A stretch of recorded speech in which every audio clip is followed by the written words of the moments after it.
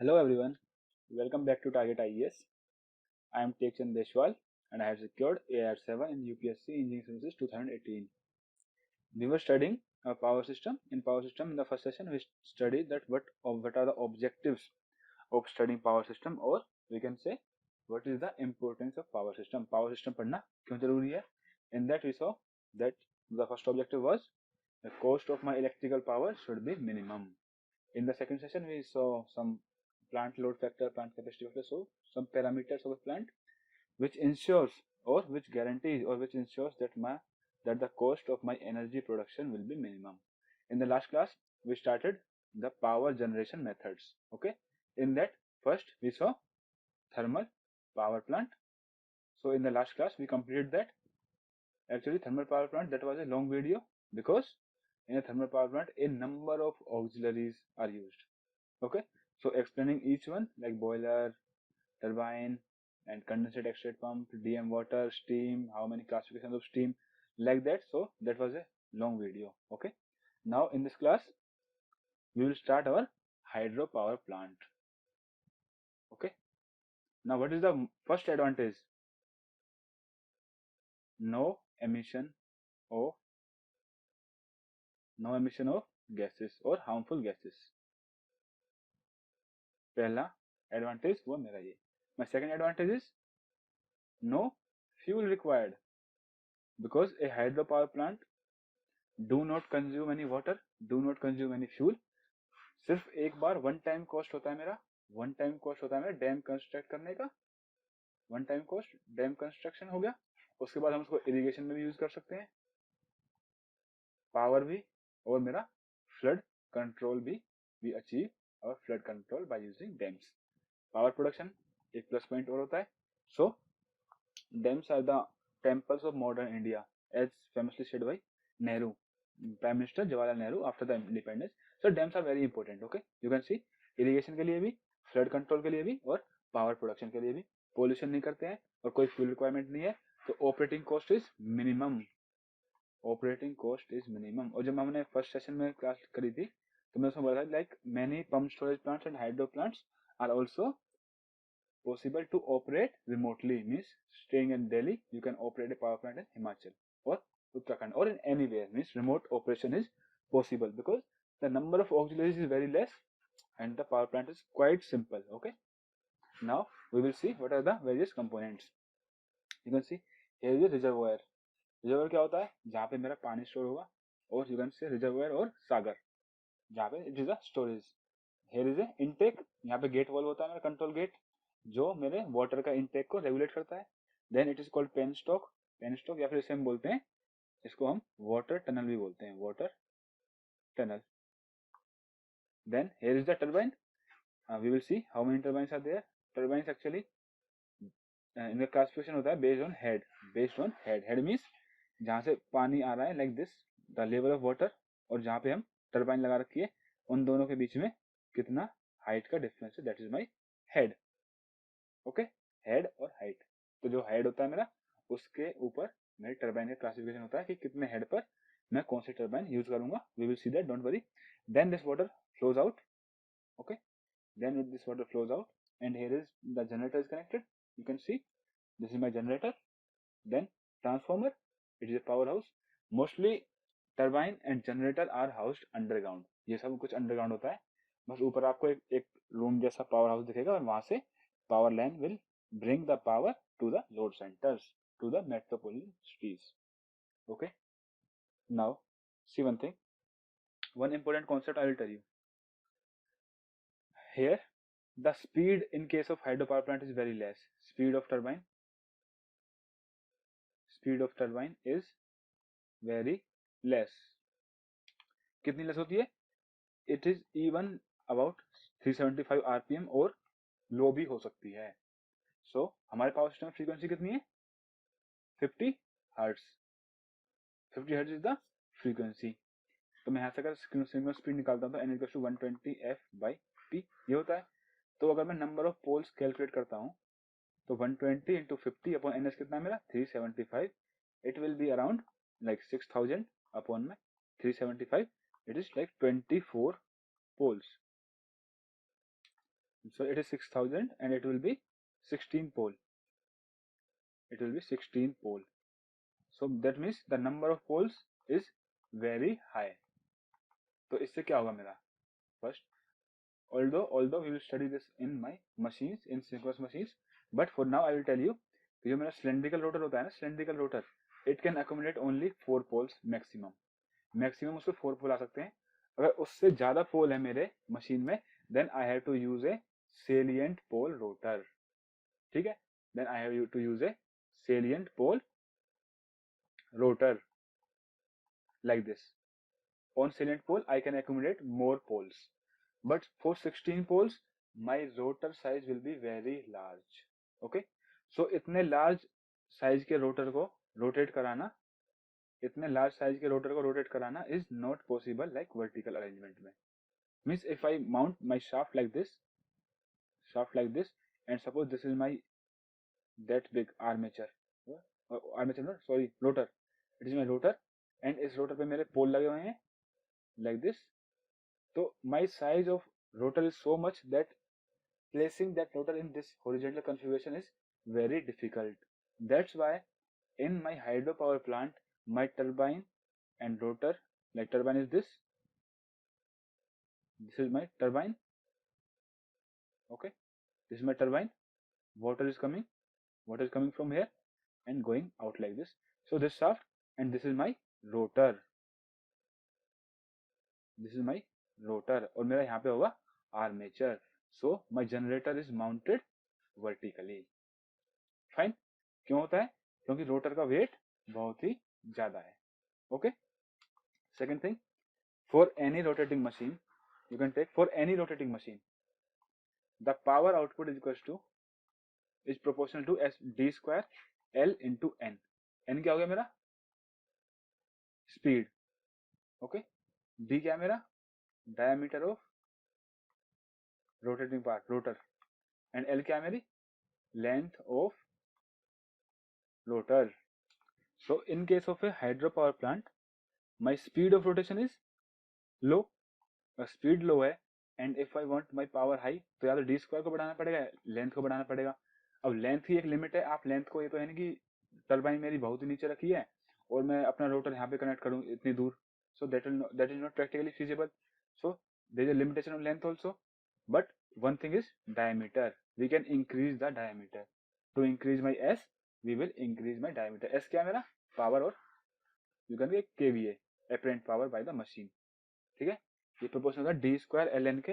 Hydro power में मेरी speed low है. तो एक फायदा ये भी है मेरा, स्पीड लो है तो यहाँ पे क्या है? सेलिएंट पोल्स है. तो कम स्पीड होगी तो इसमें सेंट्रीफ्यूगल फोर्स भी कम लगेगा. What is centrifugal force? mv square by R. अगर स्पीड ही कम है तो मेरा सेंट्रीफ्यूगल फोर्स बहुत ही कम होगा. That's why salient pole assembly is very useful. और आप फिर डायमीटर ऑफ द रोटर भी इंक्रीज कर सकते हो to increase the kVA output of the machine. But on the other hand, what happens in a steam or thermal nuclear power, thermal power plant? और thermal power plant में कौन सी turbine होती है? Steam turbine. If you remember, in our DC machine, when we started our machine subject, I told you that steam turbines are very efficient at high speeds. If you are using a steam turbine at 10,000 RPM, it will be very much efficient. But if you use it at 3000 RPM, it won't be that much efficient. Efficiency will be low for low speed and high for high speed. Okay, so in that we use for frequency equals to 50 hertz, the minimum number of pole, to speed equals to 3000. So we design our generator at 3000 speed. So S is equals to d square L into n. तो n तो fix हो गया मेरा 3000 पर. Okay, now if I have to increase S, तो मुझे क्या increase करना पड़ेगा? लेंथ या फिर diameter.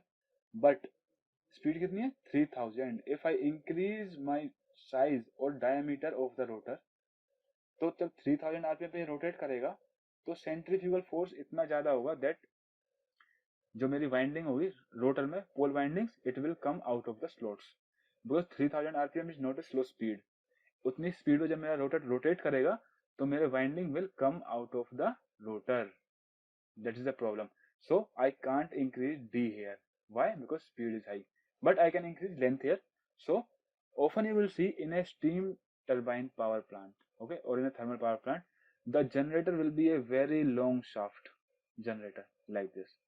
There will be high pressure, then low intermediate pressure compartment, then a low pressure compartment, and then here will be generator will be coupled here. So if you see a long assembly of the turbine parts of generator, then you can guess that it is a thermal power plant और steam turbine is in operation. यहाँ पर steam turbine में के case में हम length of shaft को increase करते हैं so that my net power output gets increased. Okay, so हमने क्या देखा, हमने जनरेटर भी देख लिया और हमने ये भी देख लिया कि वर्टिकली माउंट क्यों होता है, और हमने ये भी देख लिया कि केवीए बढ़ाने के लिए मैं डायमीटर क्यों बढ़ाऊंगा, क्योंकि मेरी स्पीड कम है तो सेंट्रीफ्यूगल फोर्स की यहाँ पे कोई प्रॉब्लम नहीं है, लेकिन लेंथ हम बढ़ा नहीं सकते हैं वर्टिकल पोजीशन में, और हॉरिजॉन्टली हम क्यों प्लेस नहीं कर सकते, because the weight of the rotor is very high and the shaft will develop a sag. अगर मैंने इतने हाई रोटर को लगा भी दिया तो मेरे शाफ्ट पे थोड़ा सैग आने के चांसेस रहेंगे। सैग मतलब थोड़ा झुकाव, ढलान, और जो बेरिंग्स होंगे उस बेरिंग्स पे एक्स्ट्रा प्रेशर पड़ेगा, wear and tear will be very high, maintenance will be required. और मैं आपको एडवांटेज में क्या बता रहा था कि मेंटेनेंस नहीं चाहिए, सो वी विल डिजाइन की मेंटेनेंस नहीं चाहिए, सो वर्टिकल पोजीशन में वो इजीली पॉसिबल होता है। Okay, now outflow power line, powerhouse, transformer. What is a transformer? Transformer is a static device which transfers power from one voltage level to another voltage level with the same frequency. हमने machines में transformer को अच्छे से पहले ही पढ़ा हुआ है। Okay, fine. Now this is the turbine. Now we will see what are the types of turbine and how the turbines are classified. I already told you one classification is based on the head and second is based on like force कैसे generate होता है, impulse या फिर reaction turbine. Okay, see, these are the various turbine. Francis Kaplan, this is Pelton wheel, this is my Pelton wheel, इसमें buckets type होते हैं Pelton wheel turbine, and one is my एक मेरा होता है propeller. Okay, propeller कैसा होता है, जैसा आपने मूवी में सबमरीन के पीछे लगा देखा होगा या शिप में लगा हो देखा होगा, like this, थोड़ी सी कर्व ब्लेड होती है बस। Okay, okay, first we see turbines का what is the function of turbine. They convert the energy of rushing water means flowing water, steam और wind into mechanical energy. अगर मैं यहाँ पे अपने हाइड्रोइलेक्ट्रिक टर्बाइन की बात कर रहा हूँ तो वो वाटर एनर्जी को किसमें कन्वर्ट करेंगी, मैकेनिकल एनर्जी में। ओके, और वाटर की कौन सी energy, potential energy of water. अच्छा, if my water is stored at a height delta H from the turbine, suppose here is my turbine, ठीक है, ये मेरी टर्बाइन है और मेरे रिजर्वोयर में पानी यहाँ तक भरा हुआ है। Okay, so this is my delta H.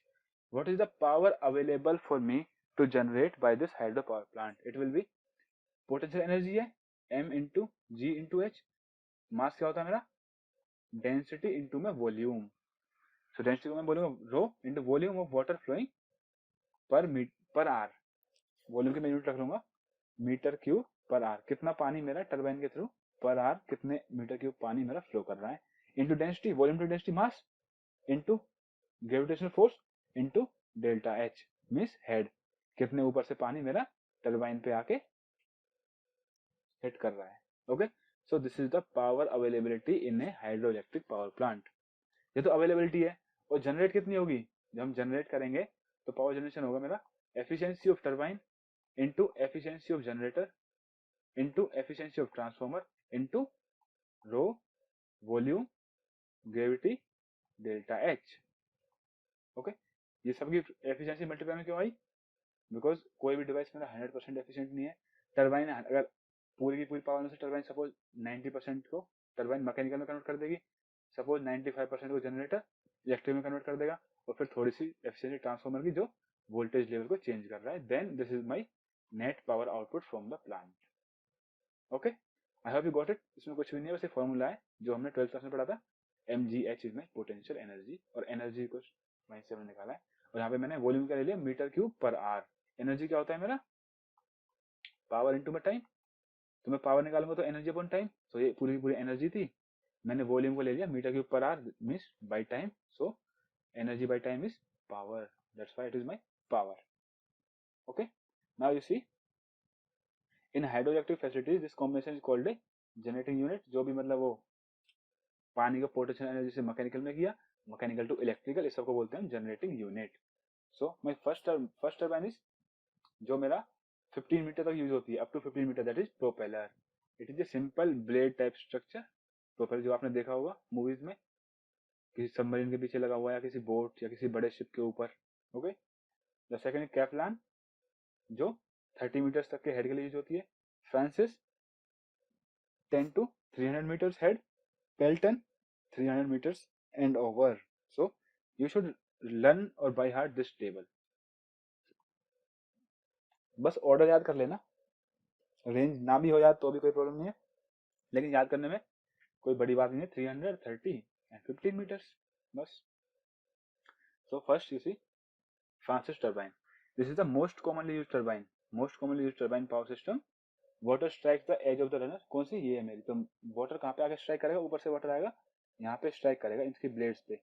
Okay, then water goes inside this, then water goes, एक बार let me use another pen, then water goes inside this and comes out by from here the water comes out from here.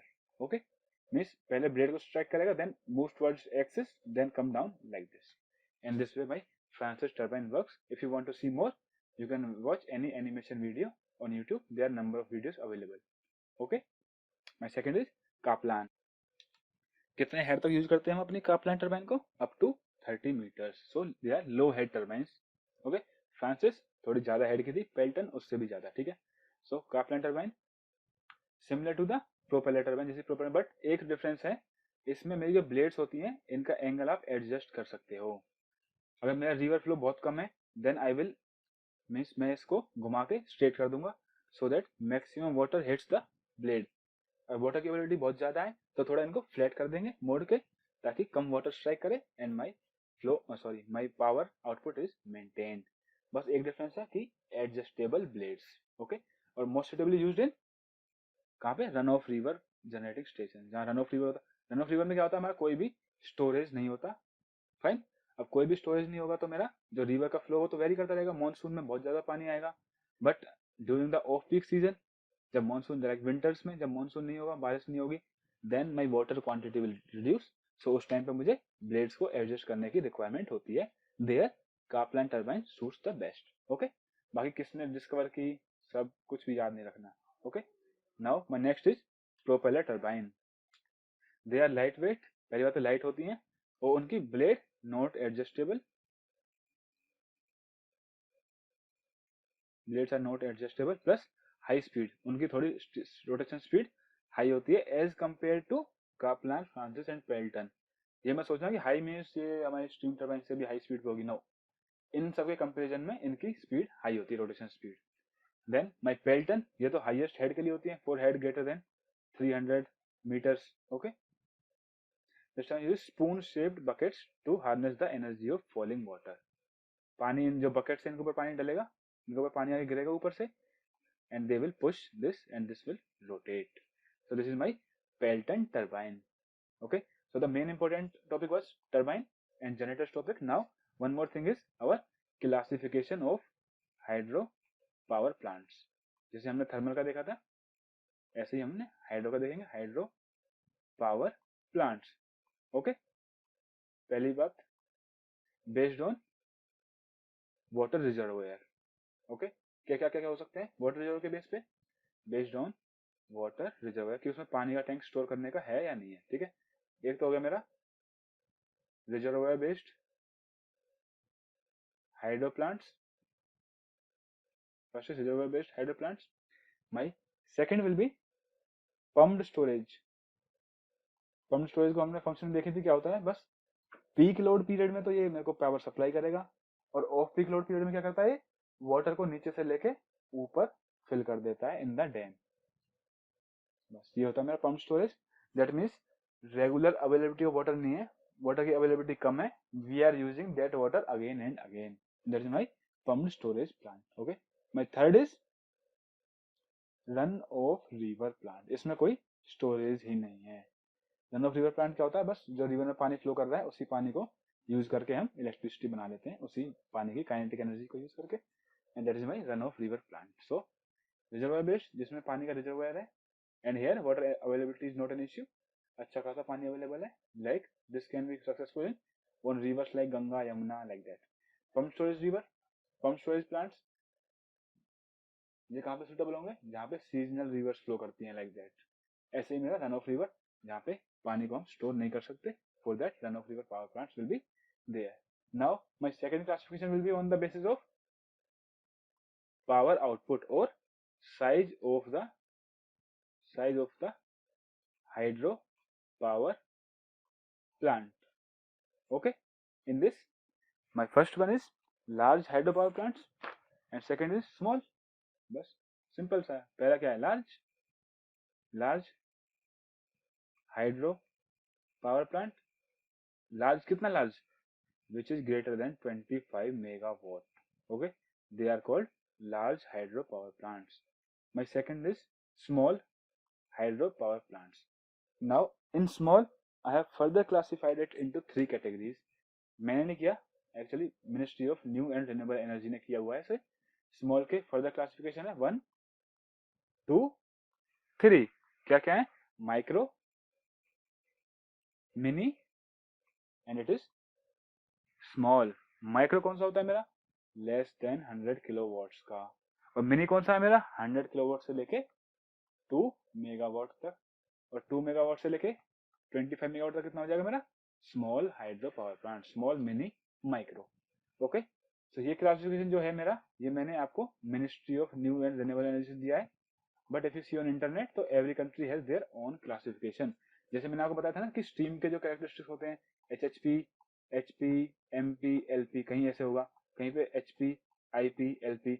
अब it is also possible that एक power plant का intermediate pressure मेरे दूसरे power plant के high pressure से भी ज्यादा हो. ये भी हो सकता है, क्योंकि सबका अपना अपना है.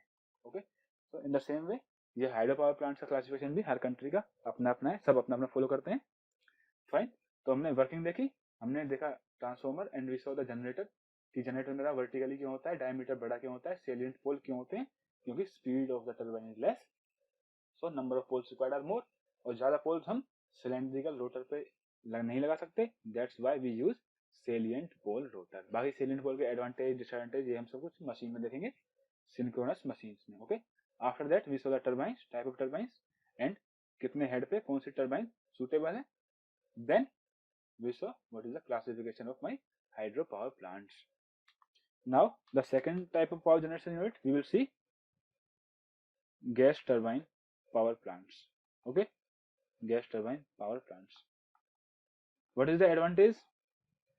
I worked in a power plant where there was a gas turbine. In fact, in the captive power plants of one of the refineries, which I told you in the last session, in 18 minutes it can start from no load to full load. It is the biggest advantage of a gas turbine power plant. To meet the peak load demand or for the emergency starts, my gas turbine can start in 18 minutes. That was the standard time written in the logbook of the machine. Okay, it was a General Electric 91718E. This was the frame name. ये कुछ भी जरूरी नहीं है. The only thing that is necessary is 103.98 megawatt turbine. Fine. So gas turbine में क्या? Why this is gas turbine? Because the work is done by hot exhaust gases. Hot exhaust gases. That's why we say it as gas turbine. Now fuel used. gas turbine में हम not only gas तो हो सकती है. कौन सी gas? Natural gas, RLNG gas. High speed diesel भी use हो सकता है. And naphtha is like petrol, so it is a byproduct in refineries that is used in the refinery only to generate the power. Okay, so you need not remember all these things, but you should know कि gas turbine में gas के अलावा और fuels भी use किए जा सकते हैं. Okay, now we will see how my gas turbine works. बस हम एक ब्रीफ डायग्राम बनाएंगे और उससे हम बस ओवरव्यू देखेंगे कि वर्क कैसे करती है and what is the advantage. एक एडवांटेज क्या है मेरा, no load to full load, very less time. Second is efficiency is high. लेकिन एफिशिएंसी कब हाई होती है मैं वो भी बताऊंगा, किस केस में गैस टरबाइन की एफिशिएंसी हाई होती है. So first let me draw the diagram and then we will start. So you can see This is a schematic diagram of a gas turbine generator. Okay.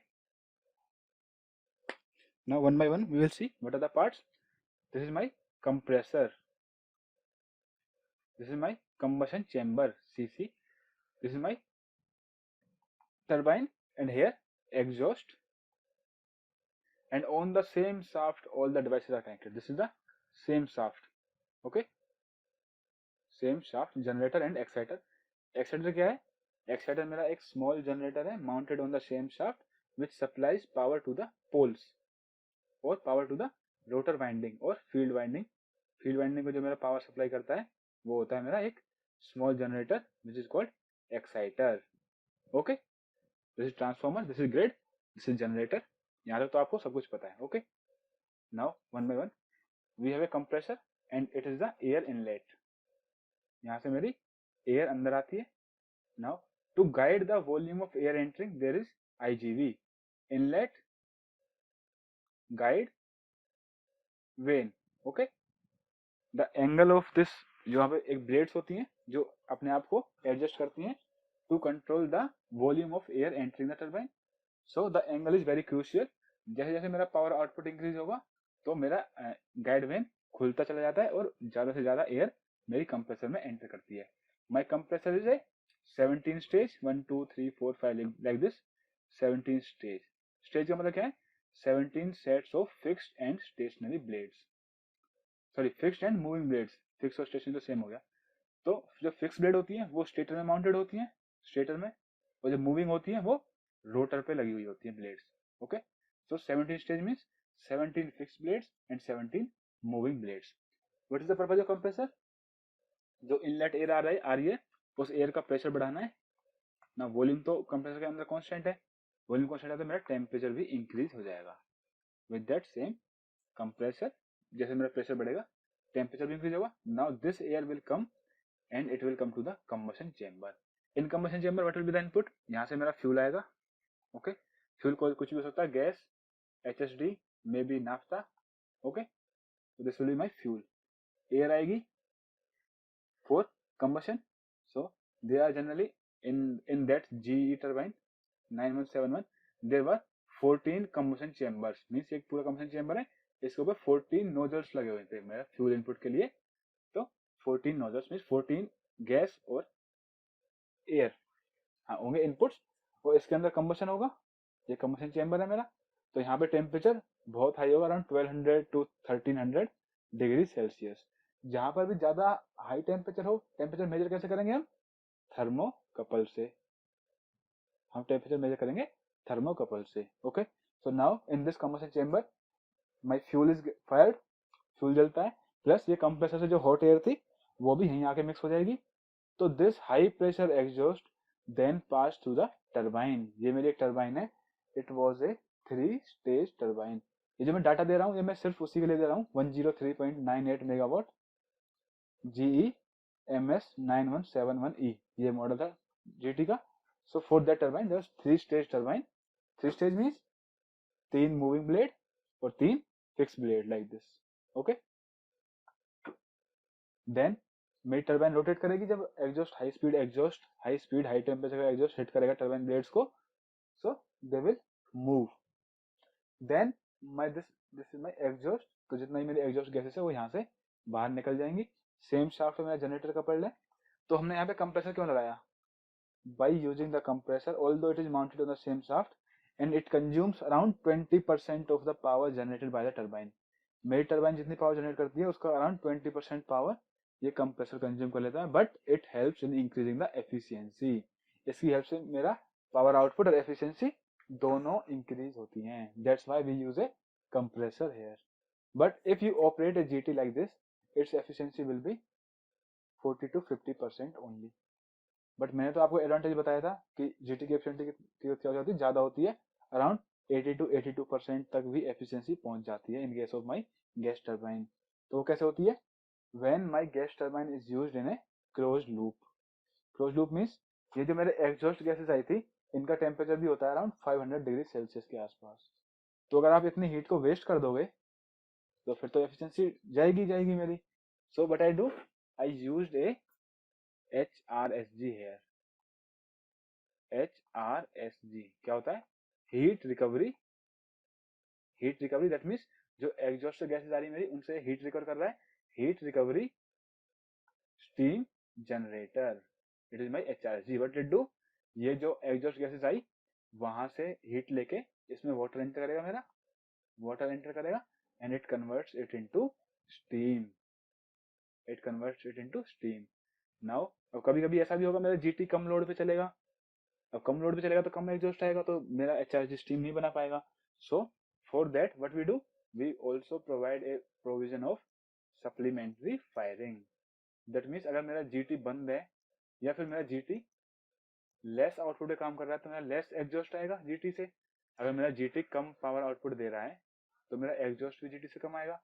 तो उस time पे to generate adequate amount of steam with the required temperature and pressure हम supplementary firing use करते हैं. और इसमें भी कौन सा फ्यूल जाएगा मेरा? Same fuel, gas, HSD, naphtha, like that. Okay, so it converts water into steam. Now this steam may be used in the refinery. It may be used to drive my STG, steam turbine generator, or it may be used for heating purpose or for air conditioning purpose. Now when I use my GT with HRSG, GT plus HRSG, then my efficiency reaches around 80%. So I say my GT is very efficient, plus time taken to reach full load from no load is only 18 minutes was that for this machine. But generally GT के लिए बहुत ही कम time में वो no load से full load achieve कर लेता है. These are the two main advantages. Plus operation तो इजी है ही. Operation is very easy. Okay, so I hope you are clear with the gas turbine and hydropower plants. ठीक है. Now in the next session we will see nuclear power plants and a brief overview of wind and solar. Okay. After that, then we will go to our second objective, that is to provide rated voltage and rated frequency power supply all the time. ठीक है. तो next session में हम nuclear power plant देखेंगे, wind, solar. Okay. And after that we will start our second objective,